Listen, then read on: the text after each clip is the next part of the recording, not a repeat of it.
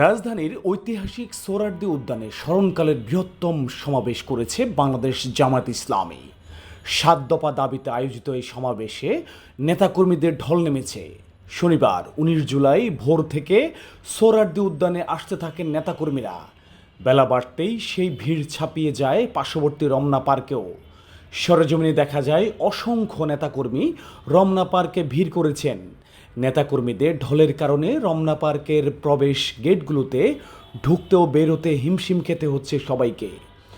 নেতাকর্মীদের অনেকে রমনা পার্কের ভেতরে গাছের ছায়ায় বিশ্রাম নিচ্ছেন।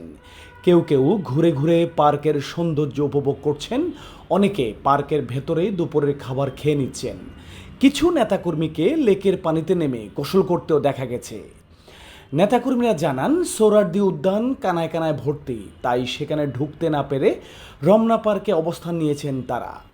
বরিশালের মেহেন্দিগঞ্জ থেকে আসা মোহাম্মদ সাইফুল্লাহ বলেন, রাতে লঞ্চে প্রায় ৩,০০০ নেতাকর্মীর সঙ্গে মেহেন্দিগঞ্জ থেকে এসেছি।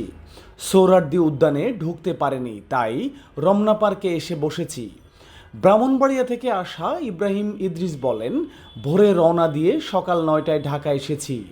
সমাবেশে অনেক মানুষ গরমের কারণে সোহরাওয়ার্দী উদ্যানে ঢুকেনি। রমনা পার্কে অন্যদের সঙ্গে বসে আছি। সমাবেশ শুরু হলে ভেতরে যাব। আপনার এলাকায় ঘটে যাওয়া যে কোনো তথ্য আমাদেরকে জানান। কণ্ঠমালা টিভি আপনার পাশেই সবসময়।